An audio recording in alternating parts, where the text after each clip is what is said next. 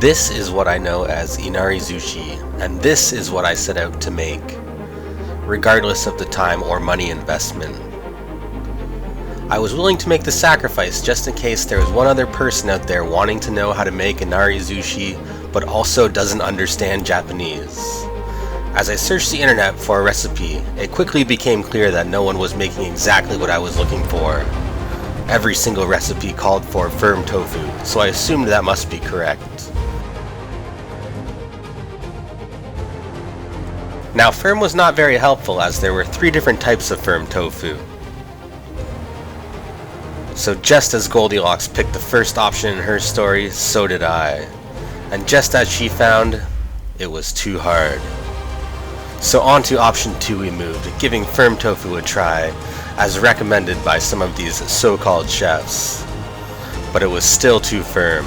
The edges were clearly not soft and spongy like in the initial picture. So on we moved to the medium firm tofu, the last of our firm tofu options. Surely this was the one. The result was not bad at all. I'd even go as far as to say it was very good, but it still wasn't exactly what I wanted. With the information provided to me by random strangers on the internet, I had failed. So deeper into Google I searched using my native language of English. Surely there must be another recipe I could try. But the search was futile. This is literally the 7th recommended recipe when searching for aburage. But wait, I said. Could there be the slightest possibility that everything you read on the internet isn't true?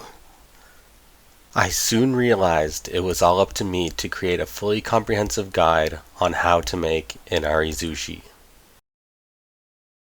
Well, that was overly dramatic for no reason. Let's just start the recipe.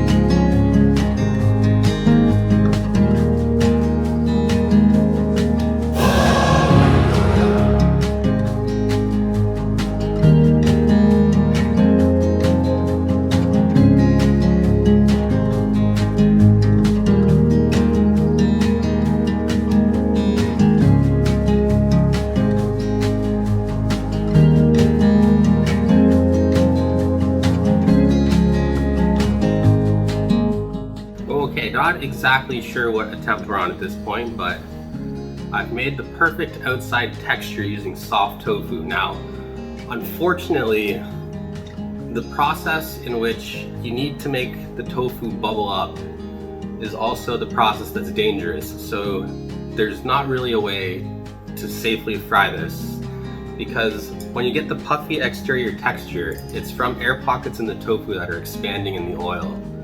So it literally has to be splattering to make the desired exterior. And as you can see, it's got a very thin layer. The inside is still spongy. The outside's got that fried but waterlogged consistency that you're going for.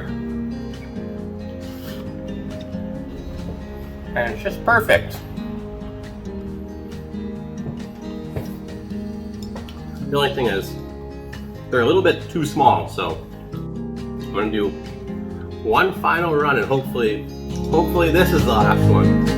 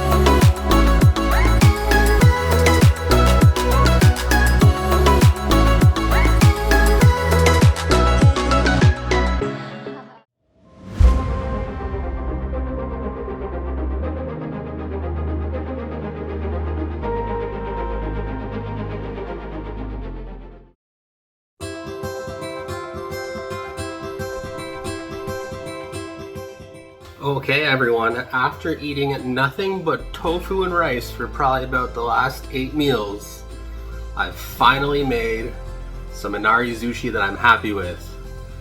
Look at the nice golden brown color, perfectly fried and simmered in our sweet soy sauce. A big step from the first attempt we made a few days ago. But if we just look at,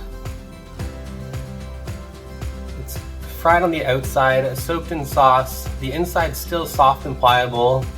The rice is perfectly cooked, you can see every individual grain, and it smells delicious. So let's see if it was worth it. This is actually as good as I remember. One thing I have to consider though is, it took me like 2.5 days and probably like $50 to make 5 pieces of sushi. Was that worth it? Still yes. I hope if there's anyone else out there, they will use this guide, because the stuff I found online was mostly just like copy and pasted from Wikipedia. I looked it up and was not really helpful at all. So hopefully if you want to make an Inarizushi, this is helpful. One thing I want to point out though is, the way to make this perfect is you press it for a certain amount of time. The soft tofu really compresses, but you can't press all the water out. At the start, I tried removing as much water as possible so that when I was frying it the first time it wouldn't splatter at me. But unfortunately, those air pockets with water are what puff up the tofu to give it the pleasant texture that you need. So you can't actually do this safely and come out with a good result, is what I learned, which is probably why there's not many videos online. If you have a good amount of cooking experience and don't really mind the hot oil splatters, then I recommend this recipe, but if not, just buy the frozen tofu. I went to great lengths to make this properly, and to me it was worth it because I have nothing better to do, but I'm gonna recommend buying the frozen one like everyone else. Thank you very much for watching, and I'll see you to make something different tomorrow, hopefully.